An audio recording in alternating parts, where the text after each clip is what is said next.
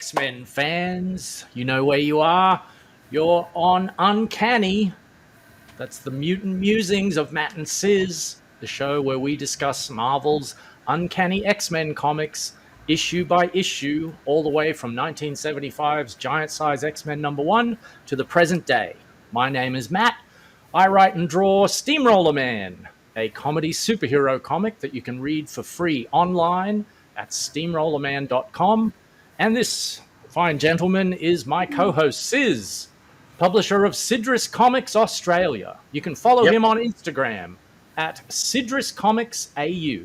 That's Sidris Comics AU on Instagram. Hello, Siz. Hello, welcome back how are to you? another episode. Woo! This is a bloody good, well, not episode, bloody good issue, this one. A lot of fighting, a lot of figuring stuff out, a lot of little certainly action-packed. And very action-packed. And this cover, I am loving this cover. Yeah, so this is actually the first John Byrne cover. Ah, that's all why the other ones so far have been drawn by Dave Cockrum. Even the ones that have the interiors drawn by John Byrne, they were still using Dave Cockrum to do covers up until this issue. And this is also the first... Oh! I just hit my keyboard.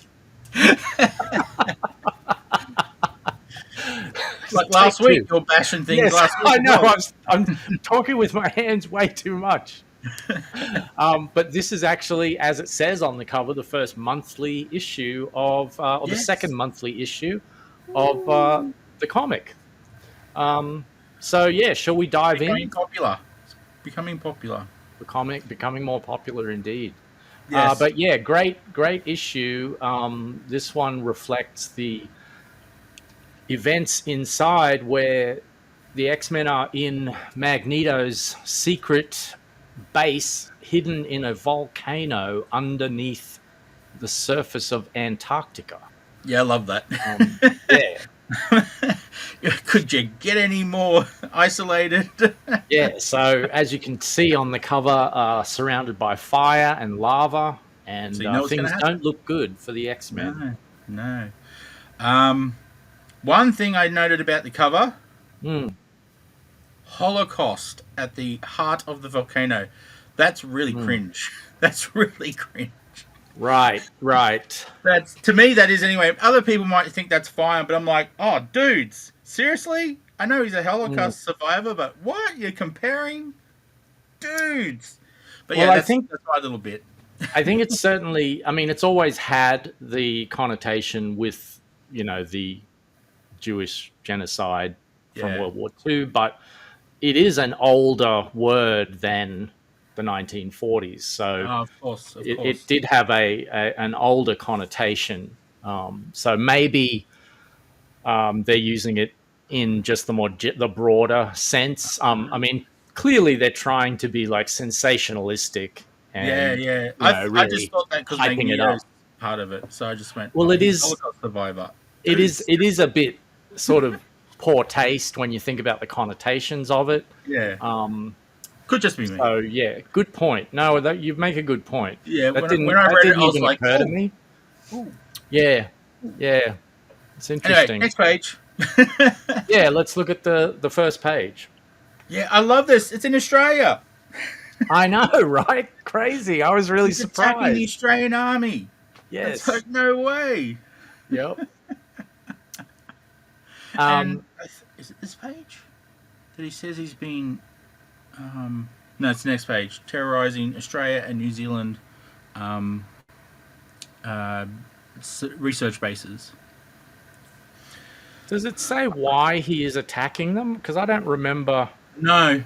You're given this hint that he's taking things, technology. Right. But that'll spoil it. It's right at the end of the next issue. So are you going to read out the credits as you? Oh yes, the credits. Okay, I don't understand this one. Chris Claremont and John Byrne are the raconteurs. Raconteurs. What's that? I don't even know what that word means. That's a French word that basically means storyteller.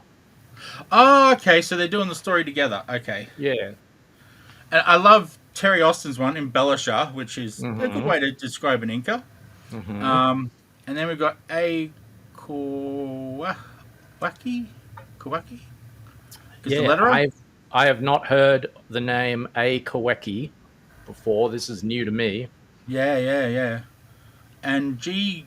Ween? I can't remember if Yeah, that's a. so that's Glennis Wein. She was Oh, married yep. to Len Wein, the writer of Wolverine's first appearance, and also the writer on Giant Size X-Men #1. Ah, good memory. Thank you. Yeah, I should write these things down and research them, but I'm lazy. That's why you've got me here, my friend. And this is the first time I've seen this on the book. They haven't just got the editor, who is Roger Stern. They've also got Jim Shooter, the editor-in-chief. Now, I remember all the books I read used to have editor-in-chief all the time, so maybe this is a new thing in Marvel. I have a feeling it might be, and I think that Jim Shooter probably started as editor-in-chief around this time, because I think this issue was published around 1978. And I know that that's around the time Jim Shooter started as Marvel's editor-in-chief, and then he went all the way through most of the 80s in that position. So that could be why they've added his name and that credit, because I guess as editor-in-chief, he can probably say, by the way, new company-wide mandate, my name is going to go on every comic as editor-in-chief. So that's probably I remember it always being a thing. So I don't know if I commented on it earlier, but because it wasn't there this whole run so far, and I actually found that a bit. Oh, that's not what I remember. I remember editor-in-chief was a standard part of the credits. Yeah, there you go. It started here.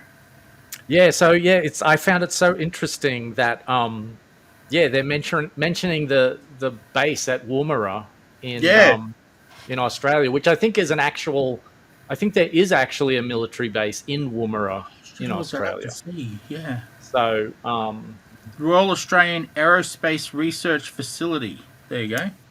I don't know if that's factually I don't know if that's accurate, but I know I'm pretty sure there's a military base at Woomera, but I could be wrong about that too. But I'm sure I remember as a kid hearing about a military base in Woomera. Oh, okay. Anyway, I don't know. I'll look that up before the next show. There you go. Yeah, that's cool. One thing I really like about this page is the delicate inking on those clouds in the background. That line is so fine on those, the clouds right in the far background, and then the smoke coming out of the busted up tank. Just got to put the glasses on so I can see the fine lines. There you go. Yes, very. There were blurred lines before that. Yeah. And I also like the fact that the horizon is tilted, which makes everything diagonal and gives everything a bit more of a dynamic look and feel to the composition. Yep. Diagonal lines are always more interesting than just flat horizontal lines. So I never thought of that. It's very, very cool. But it is, isn't it? Yeah. I love the tank ripped apart. That's just a little sign there how powerful old Magneto is. Yep. But next Pretty page. Cool splash page. That is a cool splash page, yes. This one, I was like, scanner? What's a scanner? But whatever. What do you mean? In which panel? The second one. They're showing it on TV. Oh, right. I thought this was yes, I see. And then I realized it was on TV. So right. Yes. Interesting. So he's like, another scanner. My work requires privacy. I love how he always says humans. I love how Magneto always says humans. Yep. Damn those humans. I liked the it's really interesting in panels 4, 5, and 6. Just a really interesting way of depicting the fire. Because the reporter's saying like the fires are still burning out of control.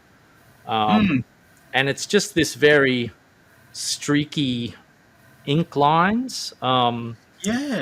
If Jack Kirby had drawn it, he would probably have done the Kirby crackle type technique with all those little black dots that he would always use.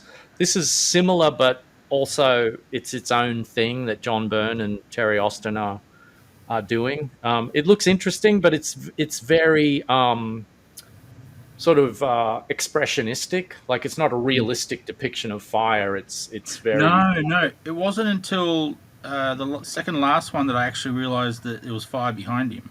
right.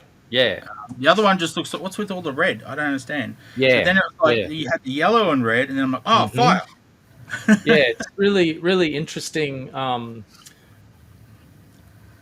I feel like John Byrne probably just sort of sketched something in very kind of quickly, and then Terry Austin almost took that literally, Yeah. rather than finishing it off and drawing like kind of realistic fire. He just inked the actual, it's like Byrne was probably using the edge of his pencil lead and just going like this.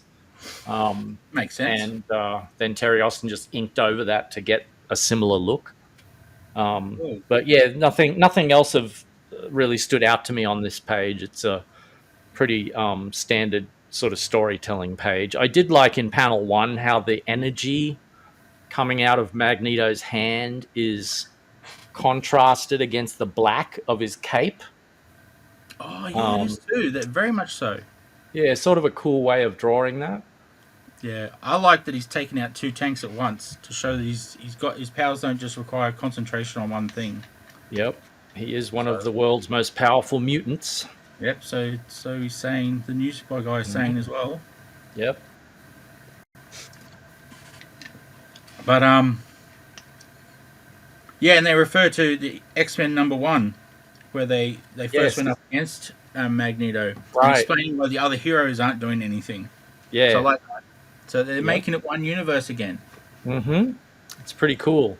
I do remember because it mentions like the Fantastic Four and the Champions have disbanded, and the Avengers are under virtual house arrest. I do remember reading issues of the Avengers from around this time where that was the storyline. Like, because I was like, oh, this is that. This is that when that was happening. So that's interesting that they're doing that kind of cross pollination of storylines. They used to do that a lot in the older ones, the older comics. Although I haven't read a lot of newer comics, so I don't know if it's not happening anymore or is happening still. I don't think it's as much of a cohesive universe these days in modern Marvel comics, purely because there are now, it's not just one X-Men book and one Avengers book and one Spider-Man book. Now there's multiple Spider-Man books, multiple X-Men books, multiple Avengers books. And I think it's just too hard to coordinate. There's not even that much coordination between the individual X-Men books or the individual Avengers books. So then to try and go even wider afield to try and have the whole Marvel publishing slate coordinated, I think it's just too much to keep track of. It's like herding cats kind of thing, so which you would know because you've got a cat that constantly needs herding. Attention. Oh, to be herded big time. Oh, so much fun. We won't go into that though. We'll go to the next page instead. But I still love that. I think this is where he says that Australia and New Zealand. It might have been this page. Yes. Yeah, straight right up the top. That's where it was. Facility complexes in Australia and New Zealand. So, which makes sense. His base is nice and close. Yeah, that's what I was thinking. Was he doesn't want any military interference for his base in Antarctica? Because again, going back to like, well, why is he doing this? That was, I assumed, like, oh, he's just destroying the nearest military bases. Oh, I looked at it as Antarctic base. Because they keep being research bases. So that made me think he's taking equipment. Maybe. And so, yeah. And you find out for sure later on. But, yeah. While you're reading this, it's like, oh, why is he attacking these bases? Yeah, I can see that. Yep. I love this headpiece of Lilandra. I'm like, what is that meant to? Is that like a solid thing or is it cloth? I think it's cloth. It reminded me of. Have you seen the movie 2001: A Space Odyssey? Yes.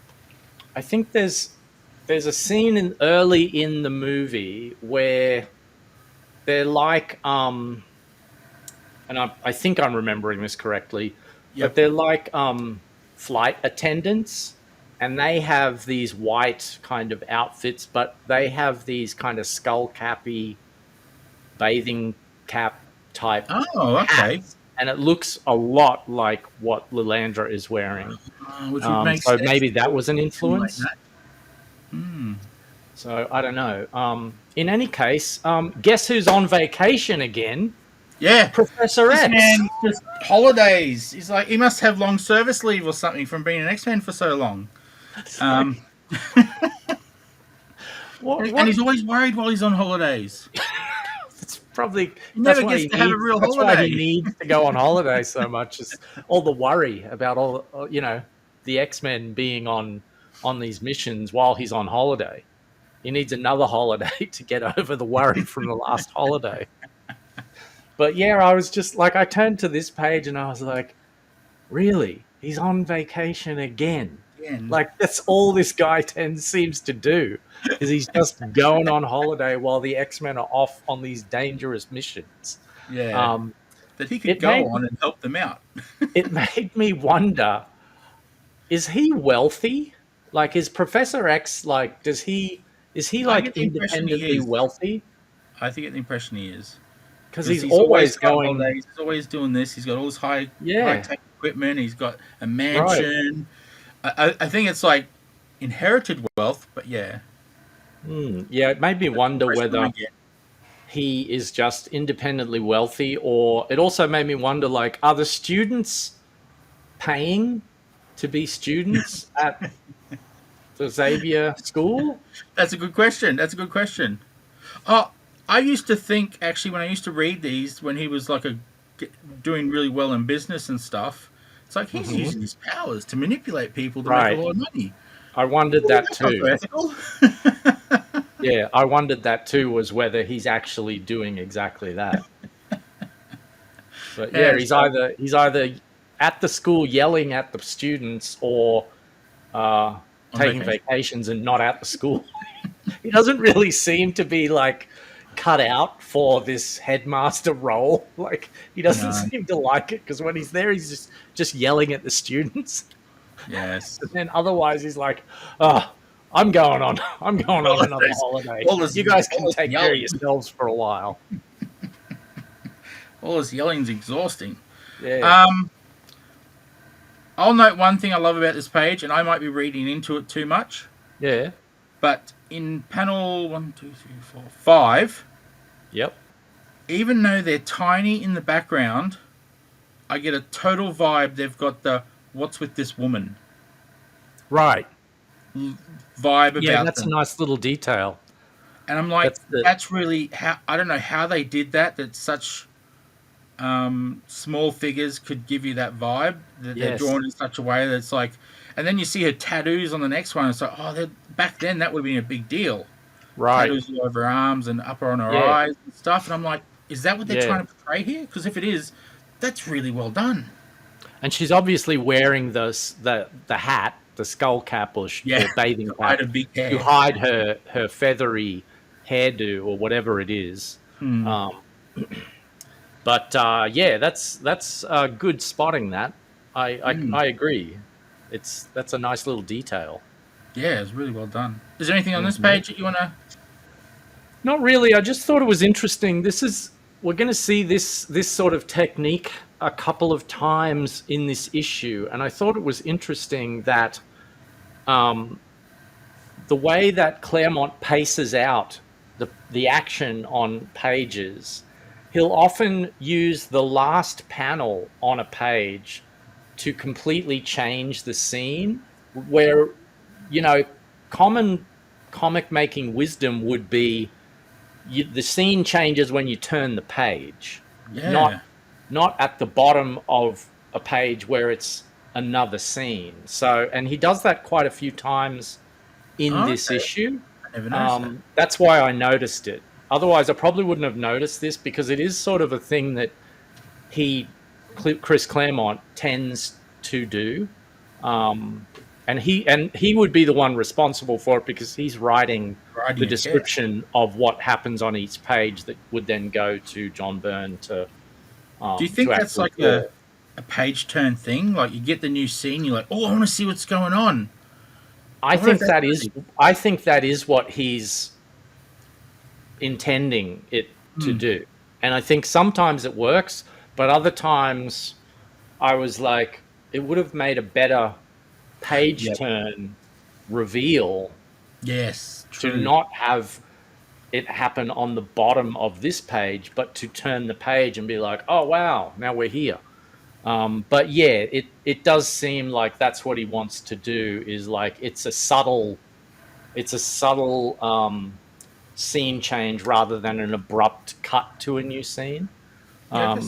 So it's interesting. It's just an interesting technique that I only just noticed. So just wanted to point that out. Yeah, I'm going to take note of that in other issues now. Mm-hmm. So we'll go to the next one. Here's the weird nanny that we're suspicious is the other nanny. But right. It's kind of creepy, this page. Yeah, I thought this was pretty funny. I think it's intentional. I think that's intentional. They're trying to say what the X-Men are going through. But it's just like, ugh. Yes. I thought this was kind of funny that she's feeding Wolverine his baby food, because we should explain to anyone who's didn't watch last episode of our show. So the X-Men have been kidnapped by Magneto, and Magneto has this robot called Nanny, who is tending to all the X-Men's needs. The X-Men are trapped in these sort of chairs that restrain them and nullify their mutant powers, but it nullifies their motor skills to the level of a baby. Yes. And this is Magneto's revenge for the X-Men turning him into a baby.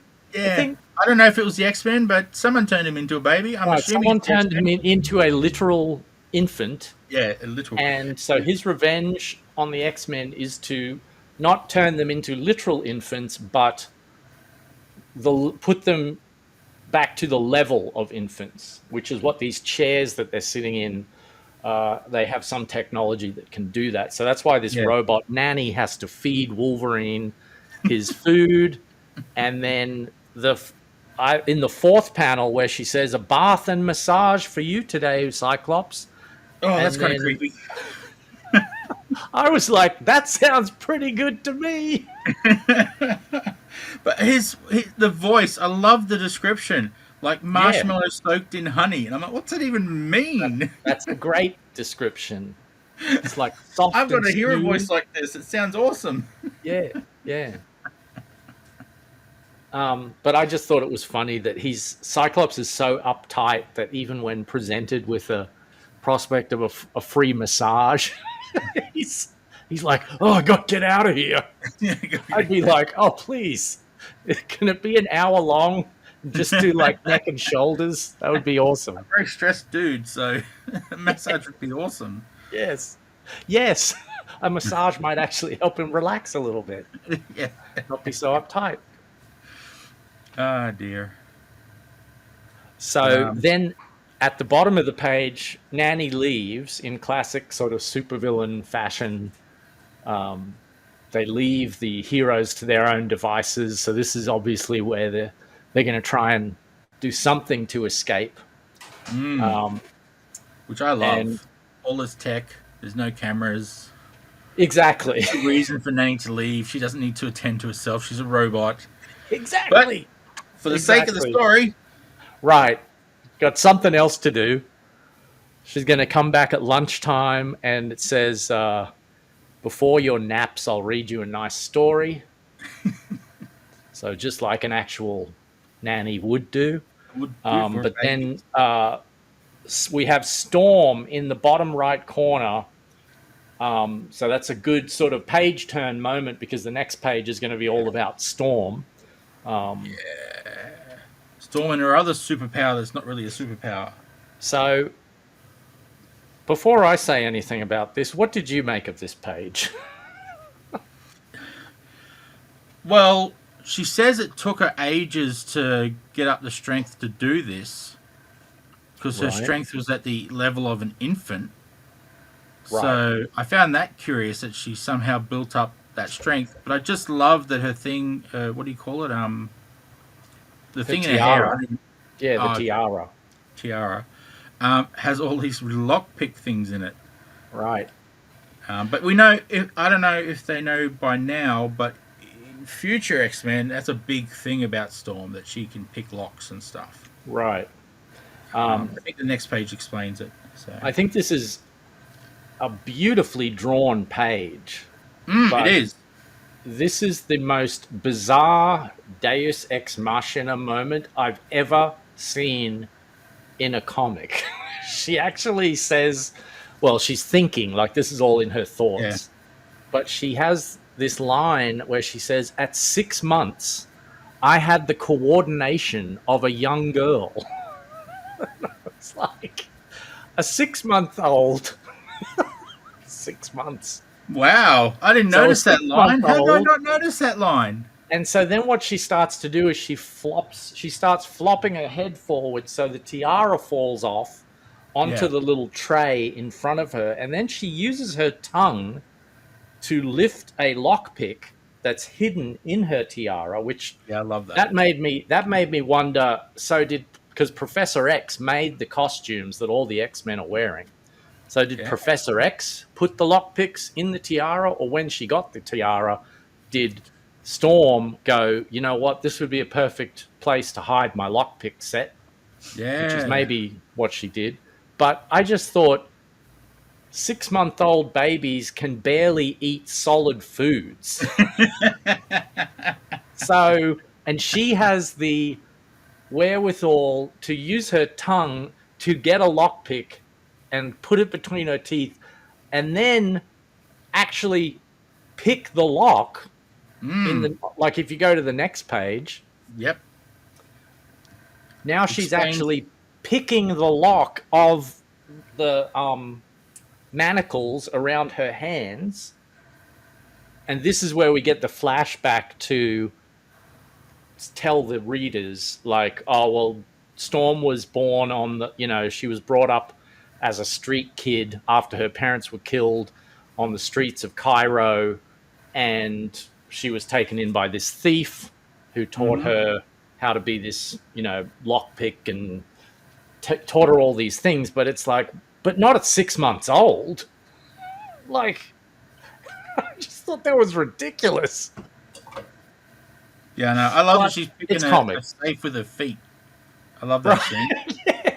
Yes. Just to show you, this is how awesome she is at picking locks. She can do it with her feet. Yeah, I like that image too. I thought that really shows you that she's amazing at picking locks.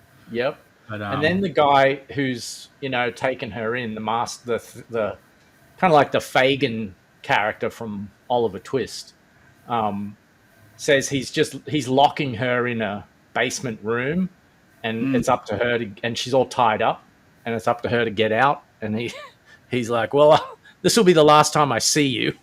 Yeah. Plonk. Door closed.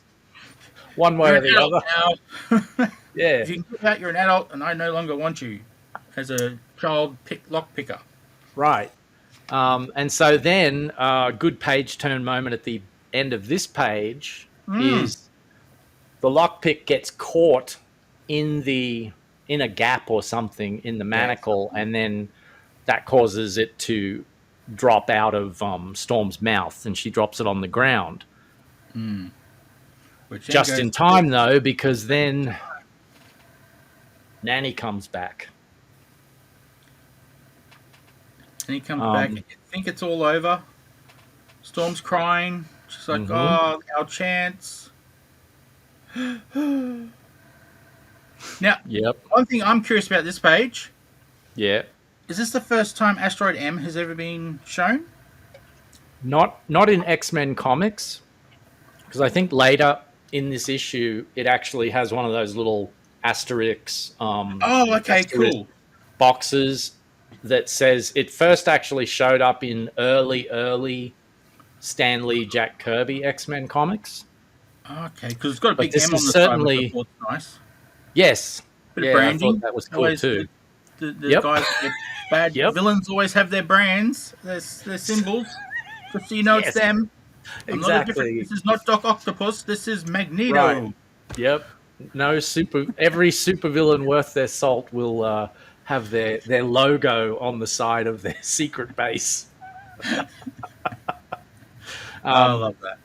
This is another one of the examples of the scene change at the bottom of a page rather than on the next page.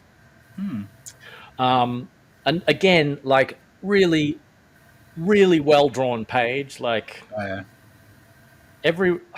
I feel like talking about the John Byrne issues. I just want to say, like every page, I want to just say, "Oh, this is such a great looking page." But it is.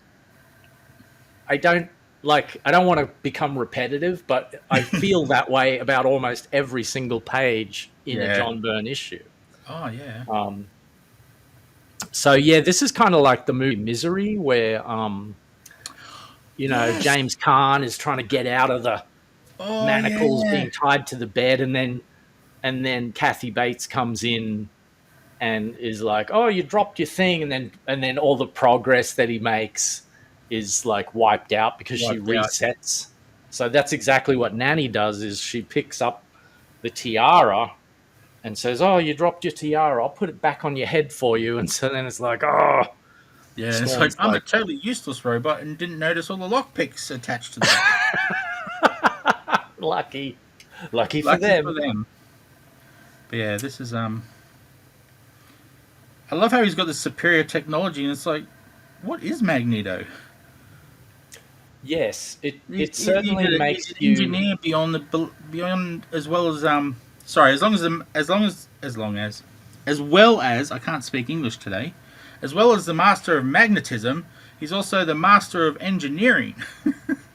Totally. Yeah. Because last issue, we talked about how he's got 5 other, besides the Antarctic base where the X-Men are currently held captive. He has 4 other bases around at other locations around the world, and he has this satellite. So yeah, it does make you kind of think like, well, he's obviously got some kind of engineering skill to build these bases.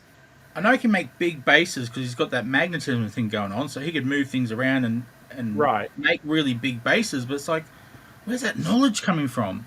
Yeah, exactly. It's one thing to have like the actual like physical labor aspect of it. Like, sure, he can do all that stuff with his powers and move metal around, but then to make something that actually functions on the level of like sci-fi technology. Yeah, like superior to Russians or NASA. Yeah, pretty impressive. Pretty impressive stuff. So that's full on. Anything else on this page? No, I was actually surprised though that Magneto had left the Antarctic base and gone up to his satellite. So yeah, we can go to the next page. And he's doing something in the satellite, and then I forget what it is that made him a minor system malfunction, so he goes back. Yeah, which I think that never gets explained. The minor system malfunction does not come back, so it's almost like this. It's like a MacGuffin type reason for It's just some reason for Magneto to come back to the base, but then it's also like, well, then why did he leave the base? Yeah. Like there was no real explanation as to why he left the base to go up to the satellite either. So, sort of. If it's this technology that he's stealing, I'm thinking, well, why would he only be stealing from Australia and New Zealand if he's up in the asteroid, which is going all the way around the world? So, where's he doing the secret stuff? Is he doing it up in the base? Is he doing it up in the asteroid? So, that confused me a bit. So I was like, you're right. Why is he there?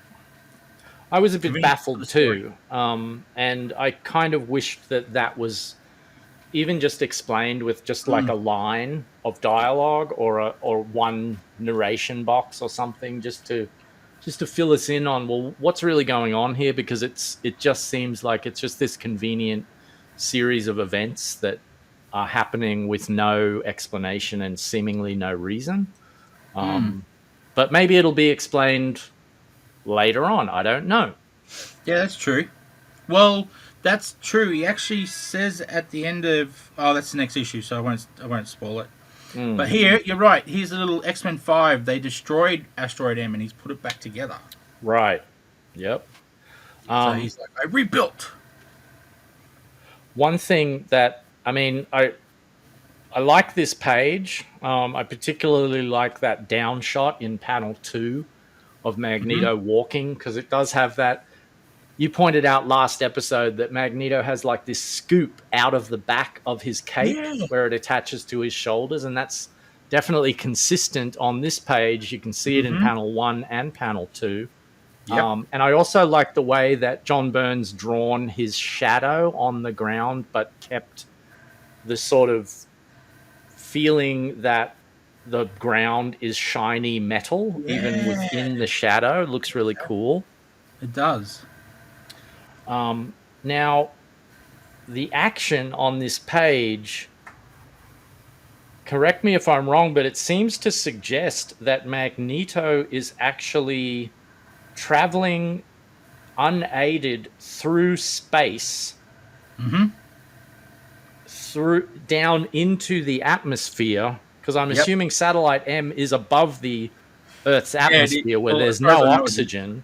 Yeah, no oxygen in the base. Again, this was another thing where I was like, can his magnetic powers keep him breathing? Like oxygen for him to breathe?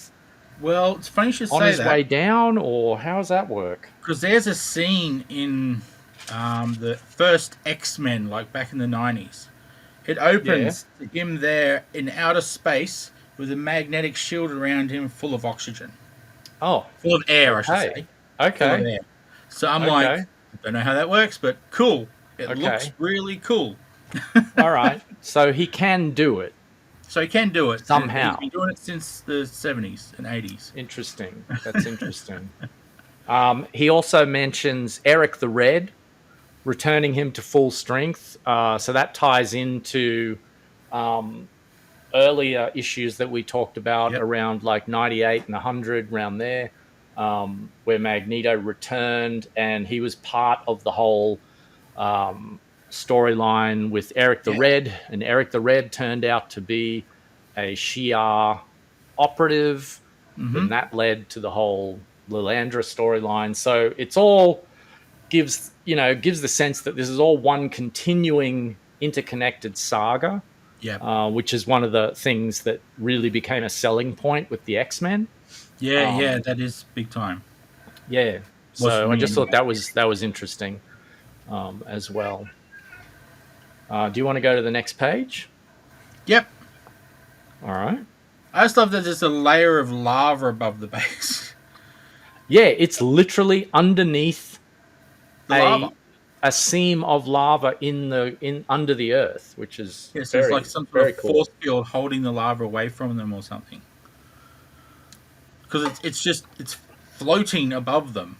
Yes. This lava. So I'm like, okay, that's an interesting way to make a base. I guess it would keep people out. Yep. What did I say about this page? Oh yeah, sorry. Oh, no worries. I didn't really have much else to say about this page. I really liked the drawing of Magneto in panel 3. And then somehow the X-Men have escaped. Yes. We know it's Storm. Because she had about 500 other lockpicks in that thing on her head. Right. So... True. She cried, but she still got him out. Yep. But, my favourite part of this is they've learnt a lesson. Don't strike him one at a time. Right, yes. Yeah, it's interesting because, well, we can talk about it on the next page when the battle we actually get into it. Mm-hmm. Poor Nanny. They've somehow disrupted her programming. Yeah. I don't know how they did that, but maybe lockpick did it. I don't know. Next page. This is what I'm loving. Yeah. The Phoenix sort of coordinating it all through Cyclops. Yep. That's a really cool panel. Yeah, it is, isn't it? With all the faces, those John Byrne faces drawn so well.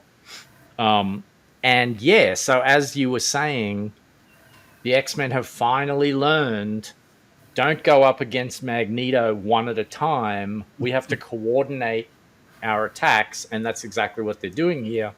And it works. Like, it's actually got Magneto on the back foot now, and he's like, oh, they're hitting me one at a time, and, or they're hitting me all at once rather than one at a time, and I can't, he can't deal with it, which is pretty cool.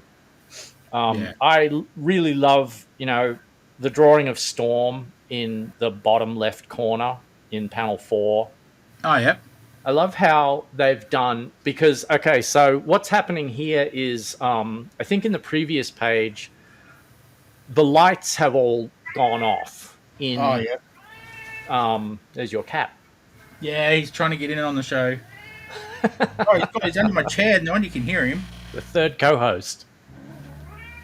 But the lights are all out. And so what that does is it means that, John Byrne's got a much easier job of drawing this section because he doesn't have to draw backgrounds unless it's really pertinent to the story point.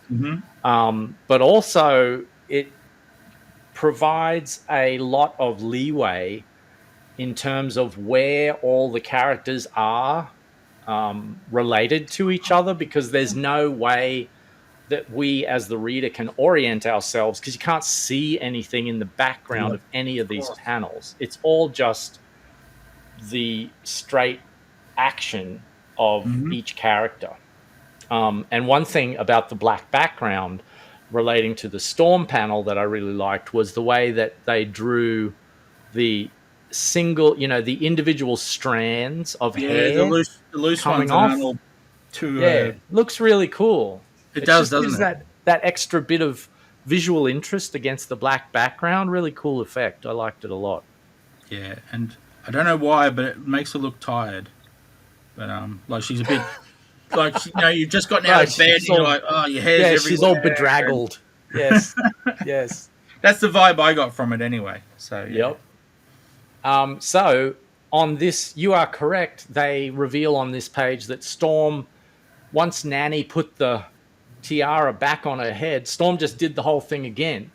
Yeah. And this time she actually did succeed in picking her lock and then freeing the others. So once she picked her lock and she could get out of the chair, then the effect of limiting her motor skills to the level of a baby would be turned off, because she's not in the chair anymore. And then she can pick the locks of everyone else. But I just wrote down that it was a good thing that she was the world's most capable baby at 6 months of age, because otherwise the X-Men would probably still be trapped. That's to be trapped, because she'd have the the lockpicks, but she wouldn't be able to do anything with them. Right, exactly. All right, do you want to go to the next page? Yep. And this is where Wolverine does what he does best. Although he doesn't do it too well, because Magneto's still standing. Yeah, that was the thing. Because in the last issue, he swiped at Magneto, but he only got his cape. Yeah. And we talked about on the last episode, would have been more effective if he had stabbed forward rather than swiping sideways. Yeah.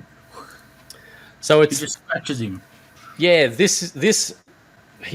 Wolverine is actually remarking on that and saying like, "Oh, this time I'm not mucking around with no cape," referring to the previous issue. But he still only looks like he just scratches him on the back, whereas, you want Wolverine to really like disembowel someone with those claws, because we know as robots. Yeah, exactly. He went As to the town on those audience, robots. yeah, yeah. That's why I think like this was clearly like a Comics Code Authority thing where they were trying to keep it PG in terms of the action. Yeah. So that's why probably he just scratches Magneto, and you can still see the scratches on his back, but it's not Yeah, you like can. I like that. he's been disemboweled or anything. And then there's this really cool pose of Wolverine being thrown towards the camera Yeah, it looks cool, in panel 2.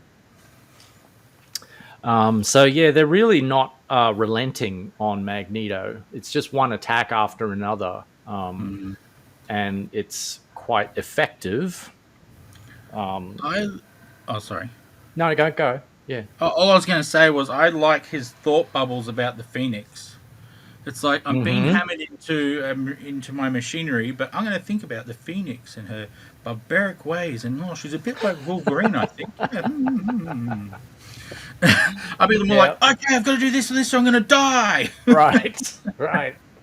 Well, that's always the cool thing about Chris Claremont's X-Men is everybody is so verbose. And even in the thought balloons, like they're giving you so much character building kind of information. Yeah. As unrealistic as it is, but I love it. I do love it. Yeah, me too. They tell you about what's going on with the Phoenix that he's noticing. Yeah, I was going to say that's one of the things I love about thought balloons in comics is it gives you more information about the character and the history of the storyline and that sort of thing. So. But yeah, Phoenix throws him into a control console, which makes it explode. And I think that is what has the effect of what comes up later in this issue, which we can get to when we get to it. Yep.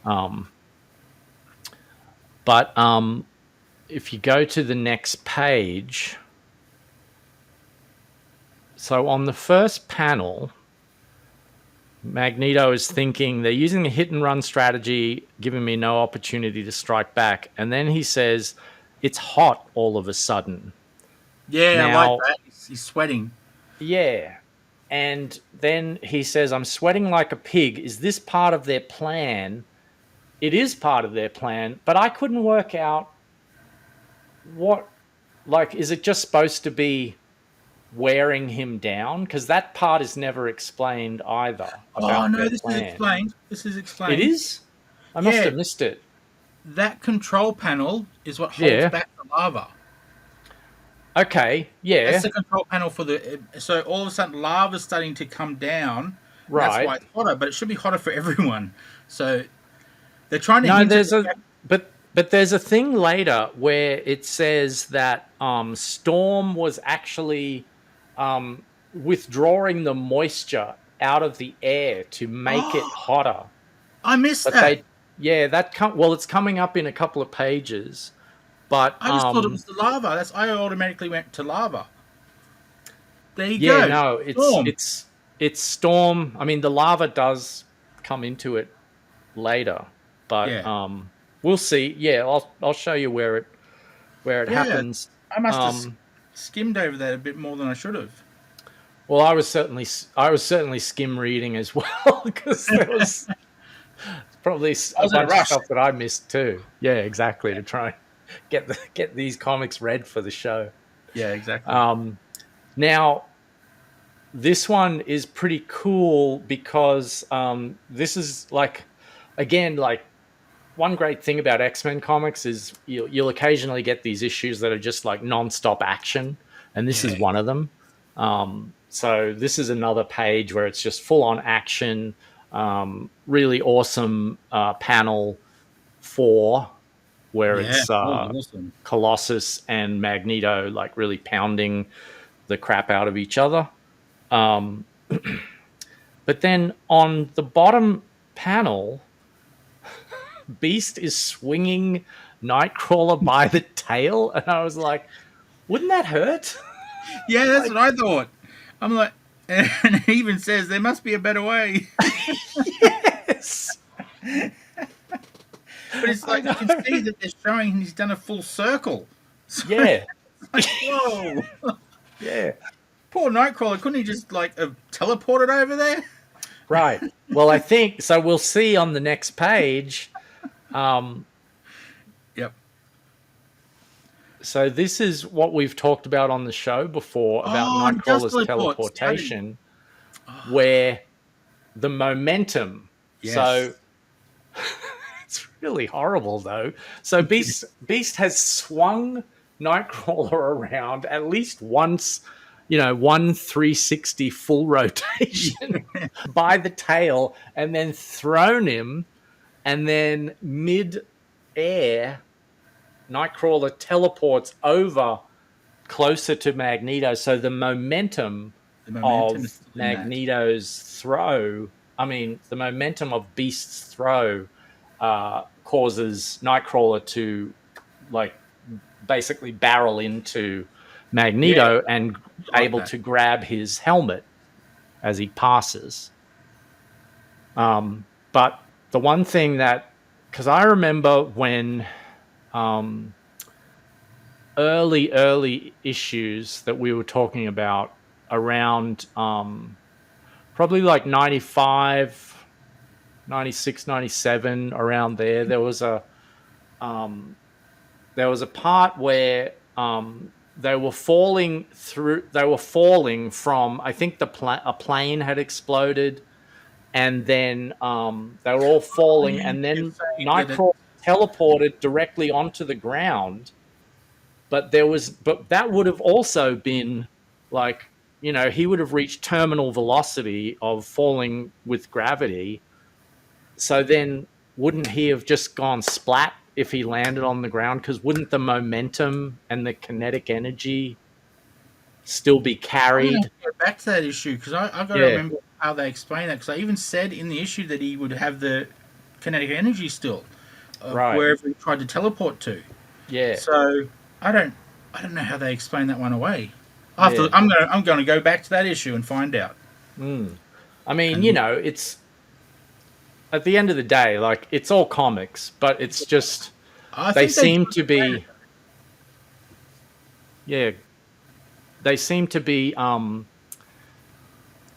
working out how the physics work of Nightcrawler's powers as they go. Yeah, which I thought was interesting. Because they wanted him to teleport each person to the ground safely. He goes, well, actually... Yeah, exactly. You actually could do that, they'll splatter. Yep. And then there's a couple of interesting things here. So this is where they talk about the plan to dehydrate the room. In panel 4... Nightcrawler is thinking Cyclops had the right idea. We keep Magneto occupied with hit and run attacks while Storm subtly dehydrates, and then he's like, "Hey." So obviously, Magneto, I guess. Yeah. So I guess that was just part of the plan to make Magneto kind of more worn down, because he gets more dehydrated, really cool, which would make him woozy and easier for them to defeat, which is actually a really good plan. That's a really cool plan for all of them to have a part in fighting him with their own unique powers, and I think that's really cool. My only problem with this page? Oh, sorry, you go first. No, go ahead. Panel 3. That should have taken his jaw clean off.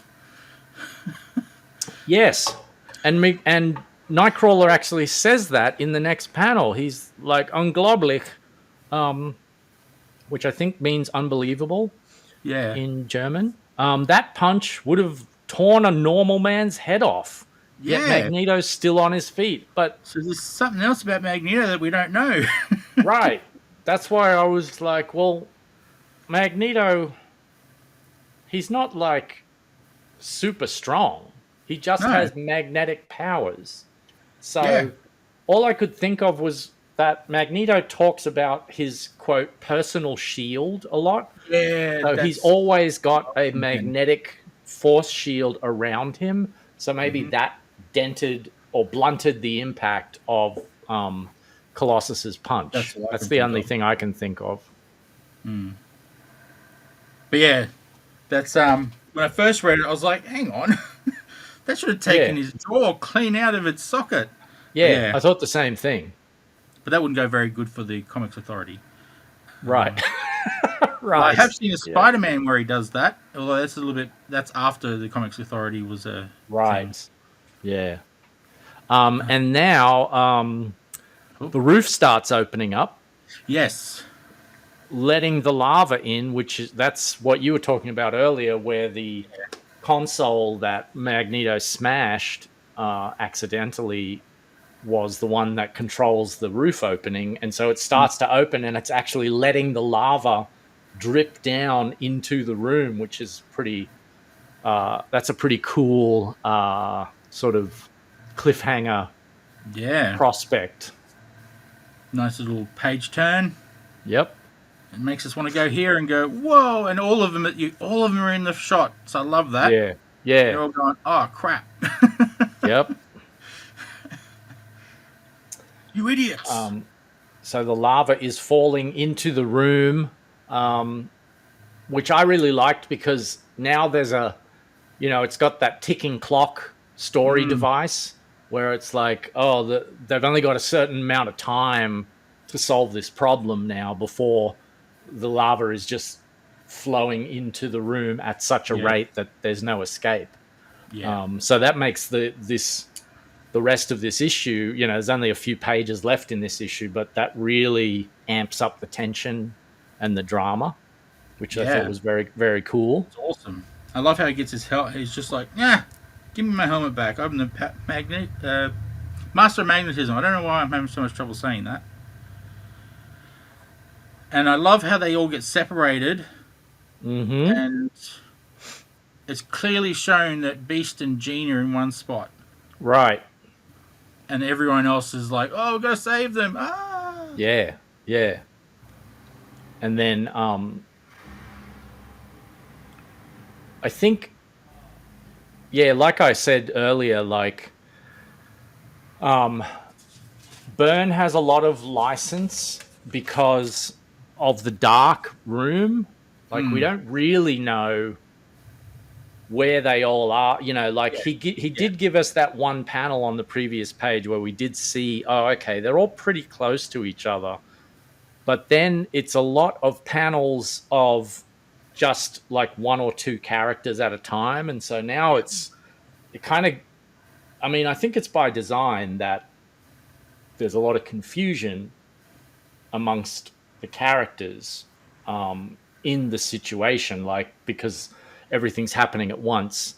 And it's almost like it feels a little confusing to the reader as well, because you don't know, where did Beast and Jean go off to, and how were they actually separated from the rest of the team? That's not really shown very clearly. This page is a lot of stuff that is just because they have that thing where it's like show don't tell in comics. So if you can show the action through the pictures, that's always better than just a caption telling you what happened. But this page is a lot of tell rather than show. Panel 2, you have Cyclops saying, Storm Banshee, help me blast a channel through the lava flow. We've got to get to Jean and Beast, but we don't actually see where they are. And then panel 3, Cyclops, the roof is caving in, says Colossus. And we kind of see that something is above them, but it's not like a real good view of, the roof is caving in. So it's more tell than show. The next panel, the complex is filling with lava, thinks Magneto. We don't see that either. So it's a lot of stuff where it's the words and the pictures are really working together and doing as much of the storytelling as each other in this case, which is interesting. I have one question though. Well, not a question. I have one comment. Yeah. Does this mean that Magneto lost? Because in his last battle, he's like, they ran away, I win. So he's Hmm. running away. So does that mean the X-Men win? Is that how we're going to record this? Does an Well, I X-Men win? guess I guess it's what you'd call a Pyrrhic victory, where even though they win, they still kind of lose because they're all Yeah, trapped under a volcano. So well, that's true. it's not much of a victory. And Magneto actually gets out. Yeah, he gets Um, out. True. One thing I thought was strange, just before we go to the next page, Hmm. the final panel, Magneto is saying, like, he's going to the surface. So to me, it seemed like a really weird choice to have a horizontal panel rather than a vertical panel Oh of yeah, because it's Magneto sort of going to the showing him off his surface. side. Yeah. Yeah. But I guess when you think about it, if it's going to be at the end of the page and the character's going up, there's no way that you could really do that without the line of action leading the eye back to the top of the page, rather than this actually leads the eye True. to the bottom right corner, which is where you want the reader to go Yep. before they turn the page. So it's actually quite clever, even though it's stood out to me at first as like, oh, that's weird that he's going horizontal when he's actually should be going up. But then if you go to the next page, And this is you where he says he's got see, broken ribs from Colossus. oh yeah, So so he that's did where get hurt. he did get hurt. But then And it then explodes. so he comes out of the ground. So now he is going vertically, Yeah. coming up out of the ground. That's a Um, tiny little Magneto that still looks so awesome. yeah, great pose. Mm. Really great pose. And then panel 2 has a really cool composition as the volcano now erupts and basically destroys his base. Yeah. So maybe building a base under a volcano wasn't that smart. No, it wasn't that smart. Well, I don't know what page he says it on, or maybe it's this page. Mm. No, it's another page. The lava, once it comes in contact with some part of it, some motor or engine or something, Oh yeah. will explode like Krakatoa. And Yes. Yep. yeah, so that's what's happening here. It's hitting whatever that thing is and just Right. Yep. And then we also see Phoenix oh yeah, that's awesome. on the final panel. Now this was the one that made me really notice that last panel thing that we've been talking about, because this was like a moment where I thought, well, wouldn't it be better to just leave this page as with like a panel of like, oh, desolation, and you'd be left with this cliffhanger of, are the X-Men dead? And then you flip the page and the Phoenix Force comes up out of the ground. That would be cool as a full page as well, Right, exactly. to really emphasize it. Yeah. I don't know how interesting that would be, actually, when I meant to say that out loud now.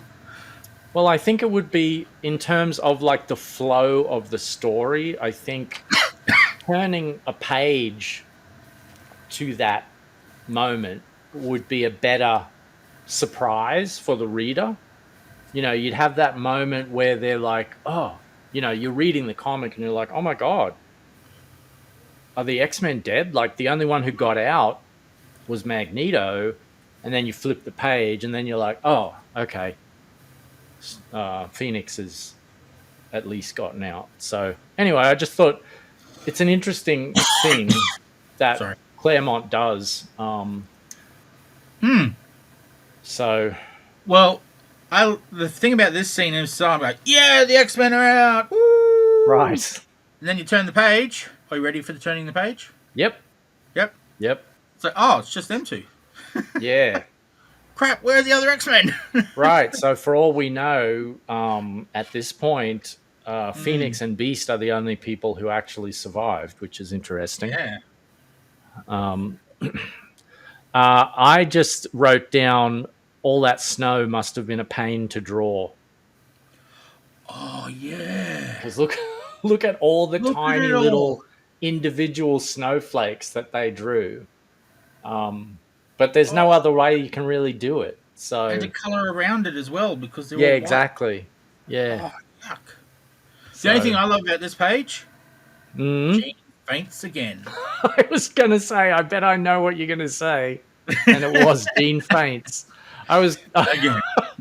I was wondering, should we start like an X-Men bingo or drinking game? And one of the things on it is Jean faints, and another thing is keep a count. Cyclops broods, and Wolverine. Wolverine wants to fight another member of the team. Yeah, I might go back and start that count, at least on Jean faints. Yes. Because she does it a lot. She does. She's famous for it. And she's ridiculously powerful, and she keeps fainting, which is convenient for the villain. Yep, that's her one weak. That's the weakness of the strongest psychic force in the universe. She suffers from fainting spells. Fainting spells. Oh, I love it. I love it. And this is the last page, if I remember correctly. It is the last page. The last page of issue. And you're right about that. That would have been murder.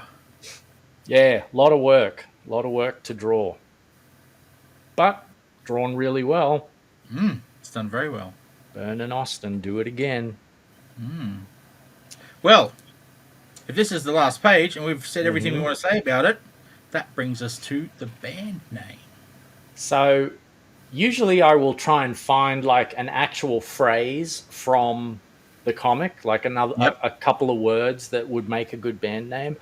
It was actually really tough to find something like that in this issue. So I made up a band name based on the events of this issue. Oh, nice. Based on what struck me the most from this story. And so today's band name is Lockpick Baby. Oh, yes. I like that one, actually. That's a good one. Lockpick Baby. That of a 6-year-old girl. Whatever 6-month-old. 6-month-old baby that could pick locks. Yeah. So ridiculous. That's an awesome band name. I like it. Well, there you go. That's today's band name, my friend. I love it.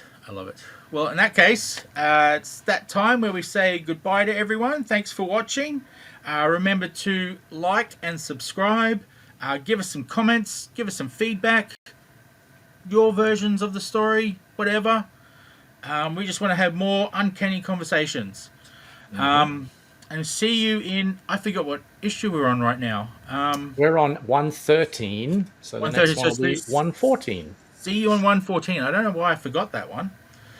And until then, I'm Siz, and you can find me on Instagram at CidrusComicsAU. And Matt, where can people find you? People can find my comic Steamroller Man at steamrollerman.com. Woohoo! Well, see you all, and see you next week for the next episode. I will see you next week too, my friend. See you later.